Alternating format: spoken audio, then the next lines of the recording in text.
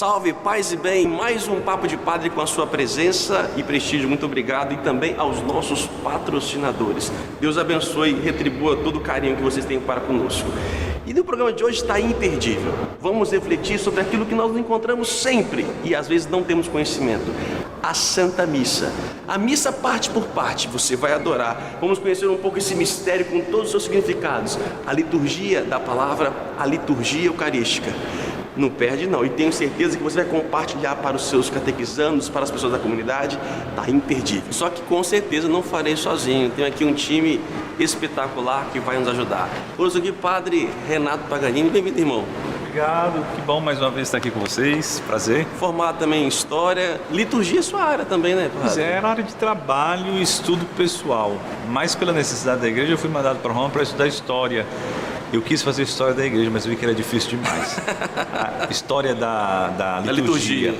Vi que era difícil demais, fiquei só na História da igreja, mas desde da minha juventude sempre ajudando pastoralmente com a liturgia. Você foi cerimoniário da Arquidiocese? Fui cerimoniário, ajudei no folheto Caminhada, que é o subsídio para a celebração da palavra nas comunidades. Também assessorei a Comissão Arquidiocesana de Liturgia há algum tempo. Então, é a área da paixão, não é da necessidade. Papo de padre é entre padres, mas também o padre conversa sobre tudo e com todo mundo, né? E como foi os encontros passados, tivemos uma leiga, Raquel Schneider, que deu um show de arte sagra para nós. E temos uma outra leiga aqui que conhece muito de liturgia. Bem-vinda, Andréia. Bem-vinda. Tudo bom? Obrigada pelo Obrigado. convite. Andréia é uma leiga, ela fez a formação no nosso tempo, né? Isso, fiz a formação filosófica e teológica junto com os padres, Da né? sua turma? Lá no Instituto não, ela era Eu a turma mais avançada. Ah, a turma do Renato Cristo? Turma do Renato Cristo e do Antônio Peroni. Se ordenasse mulher, ela seria padre primeiro que eu. E a Raquel, a Andréia dá formação aqui em várias paróquias da Arquidiocese, roda por aí, conhece muito de liturgia, é chata de liturgia. Sou O povo de mesmo, liturgia é um sou- pouco meio chato, sou- não? sou É um zelosa, não seria chata, seria zelosa, padre. Não, pelas mas coisas que a tem um igreja- conhecimento assim fantástico e vai nos ajudar realmente a entender a missa. Bom, gente, a primeira parte agora, o objetivo é refletir sobre a missa parte por parte e pegar de modo especial a liturgia da palavra. Nós estamos aqui na porta da igreja porque tudo começa aqui. Isso. Por quê? Por que aqui? Por que procissão? Por que sempre tem que ter isso? A liturgia, quanto mais bíblica, a celebração, quanto mais bíblica, mais enraizado na Bíblia, mais é litúrgica. E Jesus se apresenta como a porta pela qual entra as suas ovelhas, aqueles que ele chama e reconhece a sua voz, passa pela porta. Então, um dos marcos principais do espaço celebrativo é a porta da igreja. E normalmente na entrada, aqui na sua paróquia não tem. Ai, meu Deus. Tem uma pia A pia batismal, não, ou na água. para benzer. Ou uma piazinha. Tá no projeto, mas não executamos ainda não. Uma piazinha de água benta, de tal modo que quando a pessoa entra, ela toca na água. Lembra do seu batismo. Lembra do seu batismo, lembra da grande maravilha, da grande graça que é a gente ser filho de Deus e que foi proporcionado através do batismo. Isso já é um marco do sair do caos, da confusão, do dia a dia para a harmonia, para a paz, para a comunhão que o espaço celebrativo e que a liturgia vai nos proporcionar, né, Andréia? Porque a liturgia é comunhão do céu e da terra. E aí a importância do espaço e de como ele está composto para as pessoas sentirem essa diferença do estar lá fora e do adentrar nesse mistério pascal de Cristo, que ao passar por essa porta eu já estou vivenciando. Mas a procissão também começa na porta. Você falou de ligar ao sentido bíblico, né? O que a procissão de um padre na missa tem a ver com a questão bíblica? Mais uma vez, você se lembra como que eram chamados os cristãos no começo? Eram chamados seguidores do caminho. Então, inclusive um dos cantos que a gente sempre, nunca falta em procissão é o povo de Deus. O povo de Deus no deserto andava. Então esse caminhar lembra a existência da gente, o próprio viver, o viver humano é caminhando. E lembra o próprio chamado da vida humana. A gente caminha para o céu. O nosso chamamento, a nossa vocação é para o céu. Essa procissão, ela lembra a existência humana e lembra também o chamado que Deus nos fez para a comunhão eterna com Ele. Agora, eu me lembro de uma obra, Scott Hahn, Todos os caminhos levam a Roma e o Banquete do Cordeiro. Ele fala que a primeira... Dois livros, duas obras. São duas obras, vale a pena. Eu acho que era bom até colocar aqui na Como é que é o TV. nome de novo? Scott Hahn, o autor. Todos os caminhos levam a Roma e o Banquete do Cordeiro. E ele era protestante, era de uma outra tradição religiosa. E ele disse que o que chamou a atenção dele quando ele participou a primeira vez da missa, a primeira coisa foi quando ele viu a procissão entrando. Aquela multidão de vestes brancas com a cruz, o incenso e as pessoas se aproximando de modo tão harmonioso do altar, onde se proclamou que ali estava o Cordeiro de Deus. Ele falou, gente, isso é o Apocalipse. Essa é a liturgia do Apocalipse, a liturgia do céu está acontecendo um pouquinho aqui pra gente agora. Fala nisso, entra a cruz. Entra a cruz, né? Se eu tenho, quando é uma solenidade ou domingo especial que queira dar destaque, entra primeiro o turíbulo com a naveta, né? Com incenso, depois a cruz, as duas velas. Se a gente tiver o evangeliário, depois os leitores, os ministros da distribuição da Sagrada Comunhão e aí o padre, né? O presbítero, junto também com o seu cerimoniário. E quem leva todo esse material, né, essas peças litúrgicas, são os coroinhas. E é interessante que sempre a cruz à frente, né? A cruz à frente. Em todos os nossos sentidos, e tudo começamos com o sinal da cruz, então a cruz está sempre à frente. Interessante o seguinte, talvez alguém que vai me escutar agora, talvez possa discordar, mas a liturgia ela é muito suscetível à moda, não é? E hoje está tendo uma moda de levar para o fundo do presbitério a cruz. A cruz, normalmente, ela sempre representava na porta, porque a cruz ela é símbolo da Páscoa, da passagem, e não meta. No altar, lá no fundo, fica o Cristo glorioso, refletindo o céu, o destino futuro, o chamamento da humanidade. Então a gente caminha para isso. Agora a cruz ela vai nos guiar, porque a vida, o caminho é marcado por sofrimentos, e a gente tem que aprender a unir o nosso sofrimento ao de Cristo, a nossa vida à vida de Cristo. Então a cruz ela é passagem, ela é o meio pelo qual o cristão vai se formando para o destino definitivo que é o céu, ela não é a meta.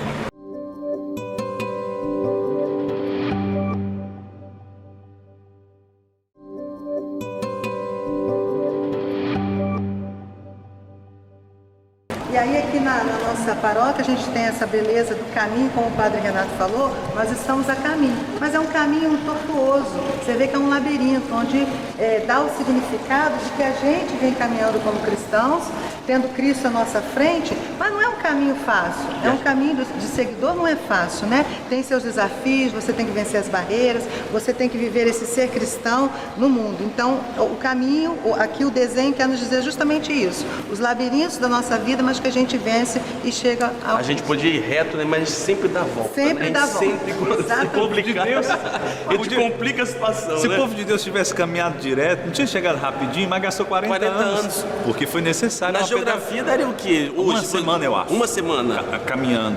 Eles levaram 40 anos. 40 anos. Porque é justamente o tempo necessário, o tempo de Deus, o tempo da purificação. Assim também, então, isso quer mostrar isso. Quer mostrar isso, exatamente. Que esse caminho é tortuoso, a gente se desvia do caminho, mas a gente... É interessante, abrindo parênteses aqui, no casamento as mulheres vão colocar um tapete, né? Pra ficar mais bonito. Tampa tudo. E perde essa riqueza, né? Olha, o seu casamento, posso chegar aqui, minha filha, você passou, você ralou para poder conseguir o seu, colocou Santo Antônio de cabeça para baixo.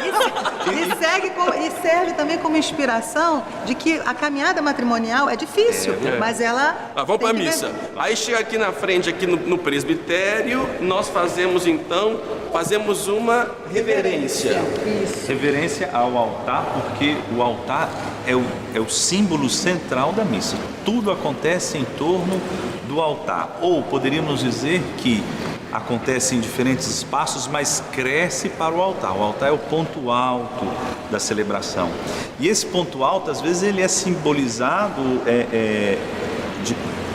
do ponto de vista arquitetônico, né?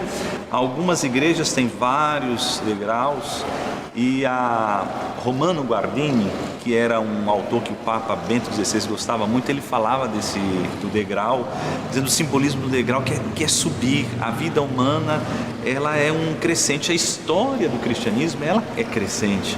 Então, a importância do altar está, nem que seja 3 degraus acima do nível normal da nave da igreja, leva o cristão a perceber a experiência de fé como esse subir, como esse elevar-se a Deus. Exatamente. E aí, é bom você falar desse elevar, e esse elevar, o altar é o centro, e ele está num local chamado presbitério. E muitas vezes a gente fala assim, né? A gente ouve as pessoas falando, nossa, lá no altar. Não, o altar é a mesa do sacrifício. O local onde o altar está é presbitério. Ele compõe, né? Como você falou, da nave para o presbitério. E aí no presbitério eu tenho outros elementos, como a mesa da palavra, a mesa da Eucaristia, a fonte batismal. Mas nós já explicamos sobre isso, você que nos segue aí, vê os programas anteriores na Catedral, que a gente falou só sobre o presbitério, explicamos sobre o altar. Aí o pessoal não vai pensar que nave é nave espacial, é o lugar da Assembleia, né? Fez reverência, então vamos voltar. Então depois aqui da reverência, o padre, né, o presbítero, o preside, ele chega no altar e faz o beijo. O presbítero, o presidente, os padres, no caso, né? O diácono também. E o diácono também. É interessante que aqui também, que nós falamos da catedral, olha aqui, gente, tem as marcas da consagração. Consagração e das chagas, que simbolizam a chaga aqui, tá vendo? Ó? As 5 chagas. Então nas pontas tem uma cruz aqui, ó, que coloca aqui simbolizando. Qual é o significado do beijo? Bom, o altar, ele é marcado durante toda a liturgia por símbolos por gestos de veneração. Então, ele é reverenciado, ele é beijado, ele é incensado, ele é ornado com flores e com velas, tudo isso para realçar e destacar a importância. Você pode improvisar qualquer coisa na igreja, o altar é difícil de improvisar, é o que está central, e toda a liturgia acontece convergindo para ele. Então, é o lugar onde o mistério que nós estamos celebrando encontra o seu ápice, o seu momento mais sublime. Mas André, a gente faz o beijo no início, mas não fica aqui. Não. A gente, no caso, vem e se afasta. Isso, se afasta. Existe uma distância. Quando algumas igrejas que permitem, né? Tem as mais novas que seguem, as antigas são mais complicadas. Mas existe uma distância aqui entre o altar e a cadeira da presidência. Até para que o presidente possa, em nome de Cristo, fazer, né, presidir a Assembleia, né? Todo o rito inicial, quanto o rito da palavra, é presidido daqui, da cadeira. Só vai para perto do altar quando vai presidir a liturgia eucarística. Sabe que uma coisa interessante que hoje, por questão de comunicação, a cátedra ou sédia, que é a cadeira presidencial, de onde o sacerdote preside os ritos que não são a liturgia eucarística, né?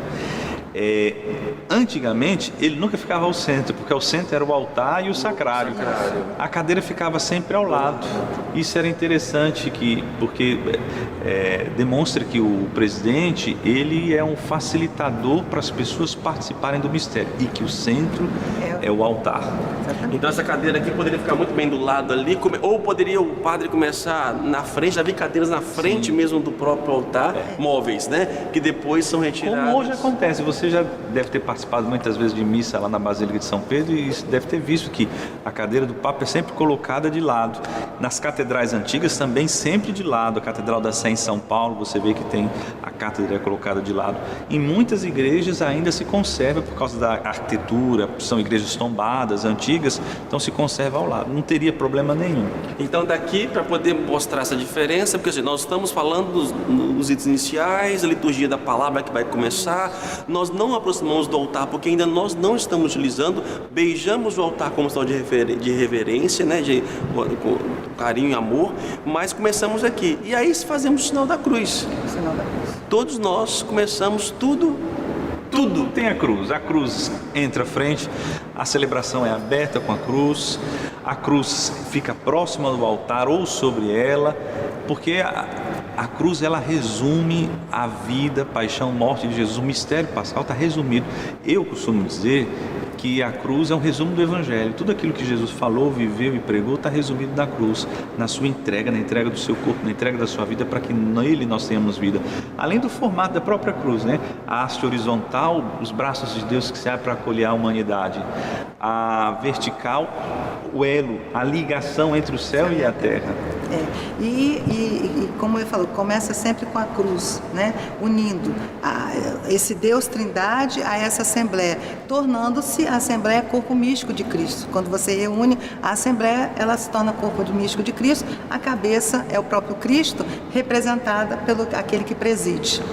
Eu estou fazendo várias perguntas aqui, porque são perguntas do povo que às vezes coloca e traz para nós. Dizem que a missa é chata, que a missa é repetida, sempre a mesma coisa. Sempre tem perdão, sempre tem às vezes glória, a leitura, é um senta, levanta, senta, levanta, senta, levanta. Eu costumo dizer que quem não ama aquilo que não conhece, né? Então, por que sempre o rito ali permanece o mesmo? Olha, primeiro, eu costumo dizer que a gente repete várias coisas no dia a dia e ninguém reclama. Se eu te encontro na rua pela manhã, o que eu digo para você, Padre Anderson? Ô, Padre Anderson, bom dia. Imagina se eu chegar e dizer para você, surpresa, vai dizer, tá ficando doido. Então a repetição é própria da linguagem humana, a gente precisa repetir para aprender. Ser melhor, exímio. E claro, participar de uma forma melhor. Exatamente, então a repetição é própria da ritualidade, a gente se reconhece, os gestos que são repetidos, eles nos permitem nos reconhecer. Agora, a liturgia só acha chata quem vai pouco, porque se você participa do ano litúrgico inteiro, vai à missa o ano inteiro, você vai ver que no advento o repertório, as músicas são de um jeito, as cores são outras, as leituras são outras. Então quem vai na missa uma vez só, conversa de preguiçoso isso, hein? Vai achar que a missa é chata. E esse senta e levanta é justamente para quebrar, além de ter o significado de estar sentado para escutar bem, de estar de pé, sentido de prontidão, né? De joelho, sentido de penitência, além de ter esse significado espiritual, também quebra essa coisa da monotonia. Você ficar sentado o tempo todo, uma hora é cansativo, ficar em pé uma hora o tempo todo é cansativo. Eu tenho uma frase que me acompanha, que eu explico sempre, uma frase de um filósofo, Heráclito, pré-cristão, que ele fala, ninguém entra no mesmo rio duas vezes. Exatamente. Né? Ninguém entra no mesmo rio duas vezes. Por quê? A experiência da primeira vez é diferente da segunda. As águas são diferentes, ou seja, tudo muda. Por mais que eu faça a mesma coisa várias vezes, nunca é a mesma coisa. Não, o coração da gente está vivendo outra coisa. A vida da gente não é parada, ela é movimentada, ela é contínua. Então, celebrar o mistério pascal de Cristo a cada dia é você estar renovando também o seu viver em Cristo, né? É renovando a sua Páscoa na Páscoa do Cristo. E o mais importante, a presença do Espírito Santo que torna todo esse mistério vivo e atual. Às vezes, numa experiência particular, você está lá na sua casa lendo a Bíblia, você fala, nossa, parece que isso aqui foi escrito para mim. Ou então participa da pregação, nossa, parece que o Padre está sabendo o que eu estou passando hoje. Aquele texto você já ouviu várias vezes, aquela leitura você já ouviu várias vezes, mas naquele momento, no contexto da sua vida, o Espírito Santo de Deus faz que ela se torne uma grande novidade. Por isso que o Evangelho significa boa nova, faz com que a palavra que é dita sempre, que foi anunciada num contexto diferente, numa época diferente, para pessoas diferentes, faça sentido para nós hoje. Então podemos dizer que a missa se divide em duas grandes partes, entre aspas a palavra divide, né? Porque ela é um composto, né? É um conjunto, é uma unidade, mas com duas partes grandes, a liturgia da palavra e a liturgia eucarística. Sendo que a liturgia da palavra tem os seus ritos iniciais, que é isso que a gente fez. Que no caso aqui chega, a entrada, a acolhida, o ato de perdão, né? Quando se tem um glória a gente fala sobre isso e aí faz o oremos, a coleta. E aí começamos a liturgia propriamente da palavra. Esse rito inicial, temos o perdão e nem sempre temos o glória. Isso. Nos tempos do Advento e da Quaresma, a gente não canta o glória para guardar ele para as vigílias, a vigília pascal e a vigília do Natal, né? Para dar mais significado, para que a gente possa realmente cantar com toda a nossa força, né? Que esse Cristo nasceu e que esse Cristo ressuscitou. É não como é isso? Se fosse um regime. Exatamente. A gente faz um regime para depois extrapolar, extravasar na festa. É o preparar-se. É justamente o de diferenciar os tempos para que a liturgia não pareça monótona. Mas também tem durante a semana e sim, domingo. Durante a semana a gente não canta o Glória, né? A não ser que tenha a festa de algum santo ou mártir, ou de Nossa Senhora, para guardar também para o domingo. Domingo é o dia do Senhor, é a celebração por excelência. Há uma né? diferença entre a missa dominical e a missa ferial durante a semana? Então, o domingo é o dia do Senhor, né? Seria muito bom se nós pudéssemos participar todos os dias da Santa Missa, mas a igreja sabe que isso não é possível a todos em função do trabalho. Então, o que acontece? Se não é possível ao longo da semana você se nutrir, faça suas orações pessoais, esteja em comunhão com Deus e com a igreja através das suas orações pessoais, mas o domingo é o dia do Senhor, é o dia para a gente se reunir. Afinal de contas, nós estamos falando do mistério pascal, da paixão, morte e ressurreição de Jesus, acontecimento que nos salvou. Isso tudo veio à luz no domingo, e Cristo então santificou o domingo como o dia de viver essa nova aliança, essa nova comunhão com Deus. Então nada melhor do que celebrar a Eucaristia no domingo. O domingo é o dia próprio da celebração eucarística. Então domingo, por isso tem toda essa solenidade. Né? Aí cantamos o Glória, cantamos o Santo. Durante a semana é uma missa que pode ser, a gente fosse um pouco mais rapidinho, o pessoal costuma falar, né? Remite-se um pouco o canto, não tem paz, não canta-se a paz de Cristo. Eu lembro quando eu estava morando na Itália, né, como mostrando para as feiras, missa durante a semana era 20 minutos, 25 estourando, né? Que cantava-se pouco, é a missa, né, comum ali, cotidiana. Aí no domingo era muito, 45 minutos.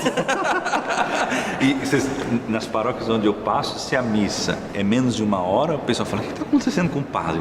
Ele está com pressa hoje? O que está acontecendo? O padre não está bem hoje. Não tem hora para missa não, viu, gente? Não tem tempo, né?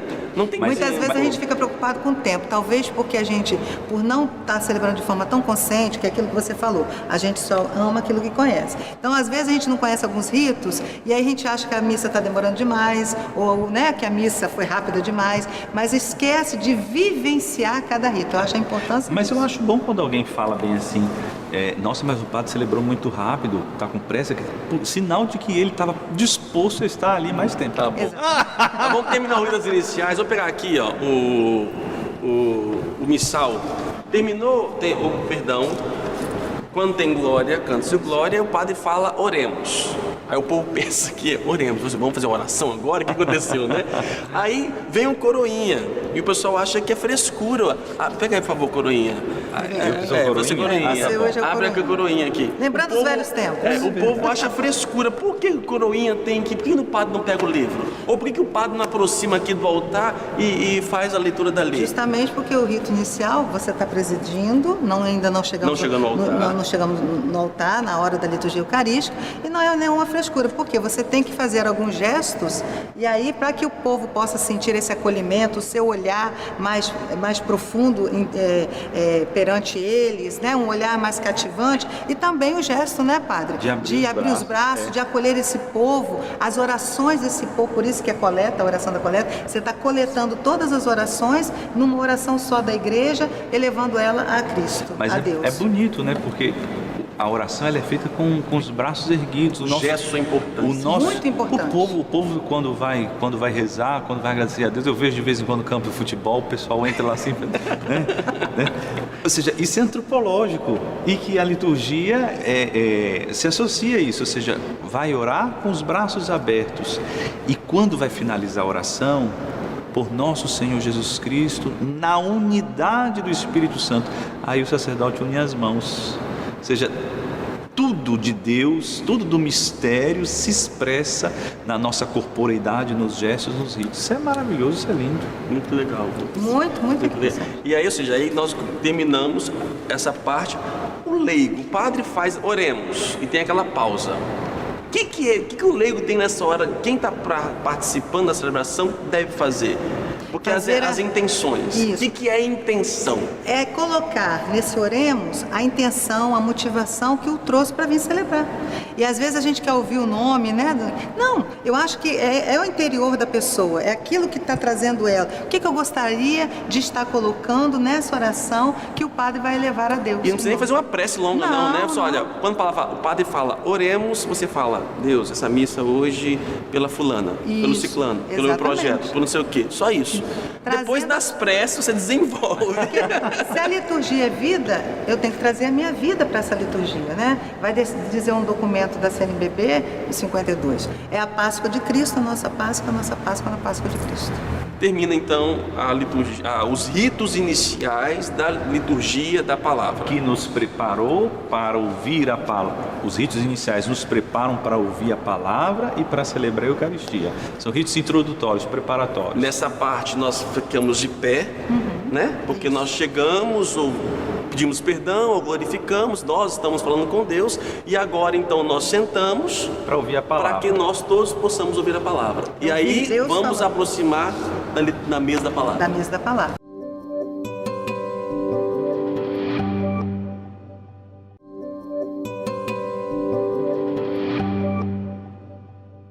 Chegamos então aqui à chamada mesa da palavra, né? Já falamos um pouco nos outros programas da catedral, também conhecido como ambão, né? E você colocou um detalhe aqui, você viu esse vitral aqui, isso aqui é próprio no caso dessa igreja, né? Tem um vitral que é a mão do Pai, é um globo, né? E tem um escrito lá: este é meu filho muito amado, escutai-o. Ele está justamente aqui próximo da mesa da palavra, para que nós possamos escutar a voz de Deus. É a mesa da palavra ou ambão? Tem que estar gripado para poder falar. Porque é difícil, depois o pessoal não entende, né? Ambão, né? E aqui então, depois do oremos, o pessoal assenta para poder ouvir a palavra de Deus. Parece que a palavra ambão significa subir para. Eu li, eu acho que no Catecismo da Igreja Católica, seria bom vocês conferirem e depois nos mandem mensagem para o Padre Anderson. Parece que é subir para. E é uma novidade, entre aspas, ou uma restauração do Concílio Vaticano II. Se a gente pegar o texto dos discípulos de Emaús, que é na verdade um reflexo da celebração eucarística, eles estavam ouvindo a palavra de Deus ao longo do caminho, né? E finalizou com a ceia. Mas aí a igreja viu que precisava oferecer a palavra de Deus um lugar digno, equivalente ao do corpo do Senhor. Então na celebração eucarística nós temos o pão da palavra e o pão da Eucaristia, e por isso tem uma mesa especial para a proclamação da palavra de Deus. E se por acaso você não pode participar do pão eucarístico, você tem o pão da palavra. Está recebendo Jesus. Isso, porque assim, e muitos foram agraciados na história bíblica do próprio tempo de Cristo, simplesmente ao ouvir. Nós temos a graça de poder ouvir, de poder entender e saborear uma palavra amiga, como acalenta o nosso coração. Nossa, e como? Então, quando você está triste, alguém te liga, manda um zap para você, isso te dá um conforto. Imagina o próprio Cristo falando a você, como você bem lembrou, né? Às vezes a gente está vivenciando a mesma liturgia, mas a palavra de Deus, pelo nosso contexto de vida, quer nos dar uma mensagem, quer nos dar um acalento, né? Como o próprio Deixa eu Padre contar Renato uma historinha. Teve uma senhora que chegou para um padre e falou bem assim: padre, eu acho que eu pequei na missa. E por quê?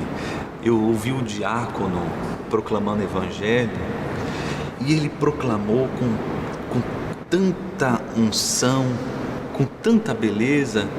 Padre, me perdoa, eu vi Cristo falando nele. Aí o padre disse: mas é isso mesmo. É pra gente ouvir Cristo nos falando daquele lugar. Agora o ruim, Padre Anderson, é quando o pessoal não escolhe quem vai fazer a leitura, que não se prepara, que não vê que o texto bíblico ele tem diferentes estilos e que por causa disso exige de nós diferente impostação, diferente postura. E aí o que acontece? Se a gente não prepara a proclamação da palavra de Deus, a gente dificulta que a Assembleia tenha acesso às riquezas da Sagrada Escritura. E bem você falou, proclamar, né? Não é só ler bem pontuado, obedecendo as pontuações, é proclamar, é justamente levar essa palavra. Eu sou ali instrumento desse Cristo, né? É um discurso descendente do Deus que quer falar ao seu povo. E detalhe, assim como nós fizemos a reverência para chegar próximo do altar e o padre beijou, também quem vai se aproximar da mesa da palavra faz Faz a também reverência. essa reverência, como sinal de respeito para o lugar. Você está aproximando, você vai se tornar agora instrumento de Deus, né? Quem somos nós para ser o instrumento, meio de Deus para comunicar? E o documento da Sacrosanto Concílio vai falar muito, né? Quando eu proclamo a palavra, é o próprio Cristo proclamando essa palavra. Aí, Padre Anderson, esse gesto de fazer reverência à palavra de Deus é um gesto que tem surgido assim espontaneamente do meio das comunidades. Não é que está prescrito, né? As pessoas fazem isso justamente pela importância que elas têm dado à palavra. Mas eu ouvi um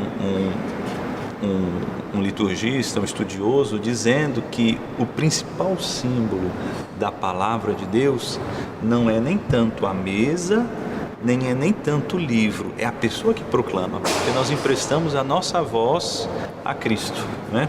Emprestamos a nossa voz a Deus para que Ele se comunique com o seu povo. Nesse momento o povo está sentado. Então nós temos aqui a primeira leitura, né? Dependendo aqui, depois quem sabe a liturgia é uma coisa impressionante, só vai abrindo, né? Só vai abrindo. Tem muita coisa para poder falar, para poder explicar, né? Mas aqui então temos a primeira leitura, um salmo de resposta, às vezes a segunda leitura e aí depois vem o evangelho. Isso. Não é isso? E em 3 festas da igreja a gente tem, após a segunda leitura, também aquilo que a gente chama de sequência. Né, que vem Por que tem a primeira leitura num dia e tem dia que tem 2 leituras? Justamente para diferenciar. Durante a semana é só a leitura, salmo e evangelho. É uma oferta mais singela, mais simples, embora às vezes os textos sejam longos. Quando é uma festa do Senhor, costuma ter uma segunda leitura. Aí tem que conferir festa por festa. Agora, na solenidade é sempre certo que tem uma segunda leitura, além, obviamente, sempre do Evangelho, que pode ser precedido, como a Andréia lembrou, da sequência, que é uma poesia espiritual, né? Aquele Espírito de Deus, enviai dos céus, é uma dessas poesias.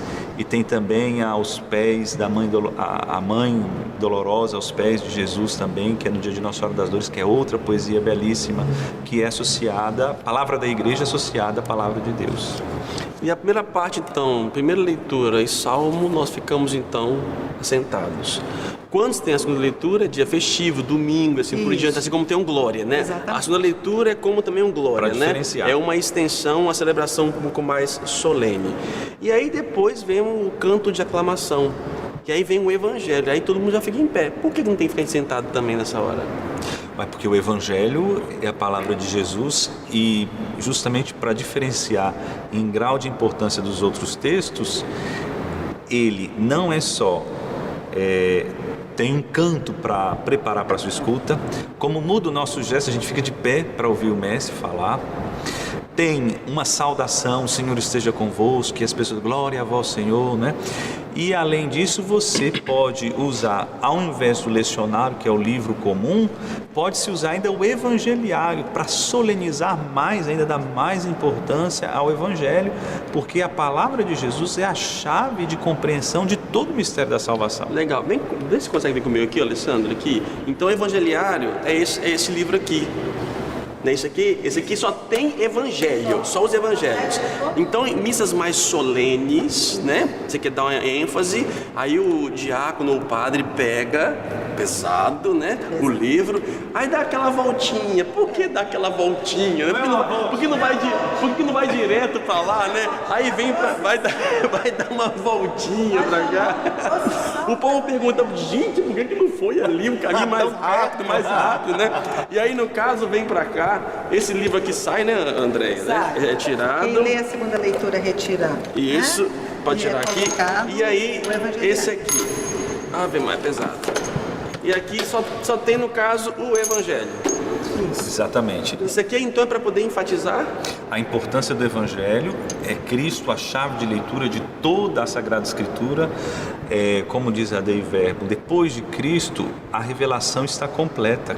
Cristo é a palavra definitiva de Deus para a humanidade, não tem que se acrescentar mais nada. Então, é a palavra de Cristo que vai dar a chave de leitura para toda a Escritura e para a vida da gente. Um santo disse que os evangelhos é o resumo de toda a doutrina da vida cristã. Então, exatamente por esse motivo, o evangelho é acompanhado de toda essa solenidade: canto, procissão, incenso e beijo. Ah, e também faz o beijo também, né? Se beija, sim. E também é o incenso, quando tem o evangelho, faz o incenso, como também faz o incenso no altar. E tem outro gesto muito bonito, quando é o bispo que está presidindo, o diácono ou o padre, quando termina a proclamação, fecha o livro, leva para o bispo beijar. E o bispo, vai ser o bispo. Imagina, Deus me livre. Mas pode ser o padre também, pode ser o diácono. Não, para beijar sim. O diácono para beijar sim. Mas depois o padre, melhor dizendo, o bispo fecha e abençoa a Assembleia. É só o bispo ou o padre nem para fazer? O padre, até onde eu sei, é só o bispo. Você abençoa também? Eu já abençoo. Mas eu acho que bênção nunca é demais, eu não, né? Nas missas solenes, assim, quando tem evangeliário, eu nunca fiz. O diácono leva para mim, no Será caso. que pode? Eu tô por dentro, se não puder. Mas eu explico ao povo. Já expliquei ao povo aqui. Porque às vezes você levanta e o pessoal bate palma. Aqui o povo não bate palma. Demorou, né? Quando chega ali, então, por exemplo, vamos de novo aqui, né? O diácono está proclamando, ele traz aqui, então, para o padre que está parado aqui na cadeira, o padre faz o beijo e ali ele faz a bênção com a cruz. Nessa hora não bate palma, essa hora é para você fazer, você está sendo abençoado com a palavra de Cristo, entendeu? Você bate palma quando tem o momento da acolhida, que seja o momento. Mas isso é mais na celebração da palavra, na missa não tem muito lugar para isso. Mas eu abençoo. Não, sim. Não, sim, você abençoa. Nunca perguntei ao bispo se pode. Agora você me deixou com dúvida, vamos procurar saber também, né? Se não pode, então tira as bênçãos do dia. As bênçãos foram dadas, já estão dadas. Já foram dadas. Eu não vejo nada demais, mas se não puder, eu deixo de fazê-lo, né? É a mesma coisa. Não é querendo ser bispo, não. É simplesmente fazer assim, o próprio rito. É a mesma coisa que o bispo, ele também dá uma bênção diferenciada no final, né? Fazendo a tríplice cruz, né? Ou seja, porque justamente por ele ser o sumo sacerdote, se diferencia um pouco o exercício do seu sacerdócio do nosso, né? Então acho que algum padre às vezes acha bonito e quer dar a tríplice cruz também. Eu falei, gente, não, isso é reservado ao bispo. Gente, nosso tempo está acabando aqui. Então nós não vamos chegar à Eucaristia. Não, isso vai ser para o próximo programa. Vai ser para o próximo programa. Então aqui pode ser, faz a leitura. Depois da leitura, vem o Evangelho, todo mundo de pé, e aí vem, no caso, a homilia, que o povo ainda chama de sermão, né? A homilia, ou seja, o padre, então, ou quem está presidindo, explica, ajuda as pessoas a entenderem melhor e traz para o cotidiano, atualiza o mistério para que nós possamos realmente compreender. E aí sim, nossa, que legal. Então, diante disso, quando é domingo e festivo, faz-se o credo. Isso. Que é a resposta, né? Eu sempre comparo novamente com o caminho dos discípulos de Emaús, que depois de terminar de caminhar com o mestre e ouvir a sua palavra, eles fizeram um pedido cheio de confiança para Jesus: fica conosco, Senhor. Nisso tem uma profissão de fé. Eles estavam sentindo ali que, na verdade, tinha muito mais do que alguém simplesmente caminhando com eles, era o Senhor. Então essa profissão de fé é a nossa resposta à palavra que nós escutamos, dizendo e reafirmando tudo aquilo que a gente acredita, que está baseado na palavra. A palavra me faz acreditar, porque depois da palavra proclamada, eu acredito nisso mesmo. Exatamente. Então aí eu professo a minha fé. Isso é nossa estar de pé, de prontidão, para que a gente possa falar isso com toda Mas o credo é o mesmo que o glória e a segunda leitura. Só está nos domingos e solenidades. Então durante a semana não tem glória, não tem a segunda leitura e não tem o credo. E aqui ainda nesse espaço, Padre Anderson, para aquelas comunidades que têm o costume de preparar as preces, o lugar é aqui. Muita gente fica se perguntando, muita gente fica perguntando, onde que faz as preces, a oração da comunidade, a oração universal? É da mesa da palavra. Por quê? Se eu preparei, o ideal, na minha opinião, o ideal seria que a Assembleia tivesse a oportunidade de se manifestar. Na minha paróquia é assim que funciona. Eu sempre abro, 3, 4 pessoas fazem a sua prece e a gente conclui. As pessoas passam em silêncio, porque é muita gente, é complicado. Mas assim, mesmo com muita gente, não é todo mundo que tem coragem. Então, uns 3, 4 que fazem, e aí eu acho que fica significativo. Mas se preparou, o lugar é daqui, da mesa da palavra, porque essa palavra é resposta essa oração é resposta à palavra que eu escutei. a palavra que eu escutei vira oração. Deus me disse, Deus me falou e agora eu falo com Deus através da oração. E aí, esse falar com Deus começa na profissão de fé, no credo, e vem através das nossas preces. Então, os nossos pedidos elevados ao Pai, né? E aí a gente fecha a liturgia da palavra. A gente fecha a liturgia da palavra, como se a missa é um conjunto, né, de tudo, né? Mas até agora foi a liturgia da palavra. E aí a gente entra na liturgia eucarística. Só que, infelizmente, vai deixar para o próximo programa, né? Estava tão bom. Mas só fazendo um resumo, olha como é que a missa é tão simples. Você chega, sai do seu mundo, entra num ambiente diferenciado, na correria, você entra no silêncio, nessa procissão da vida. Chega no altar, faz reverência, beija o próprio Cristo, né, o sinal do sacrifício, e ali você começa, diante dele, você pede perdão. Quem é digno de estar diante de Deus? Ninguém. Pedimos perdão a Deus todos os dias. E ali, humildemente, Senhor, perdão. Quando é possível, glorificamos ao Deus nas solenidades. E aí paramos para poder ouvir a palavra de Deus. Aí silenciamos. Aí a gente ouve a palavra de Deus. Depois que eu ouvi, entendi bem. Alguém me explica. Poxa, que legal. Eu creio nele. Professo a minha fé. E por eu acreditar, eu peço. E peço. E ao pedir, gente, estou pedindo a alguém, então eu entrego tudo para ele. Que é as nossas oferendas. Mas deixe para a semana que vem, para o próximo programa. Tá bom? Dá-nos a bênção. O Senhor esteja convosco. Ele está no meio de nós. A bênção de Deus Todo-Poderoso, Pai, Filho e Espírito Santo. Amém. Amém. Até o próximo. Obrigado. Tchau, tchau.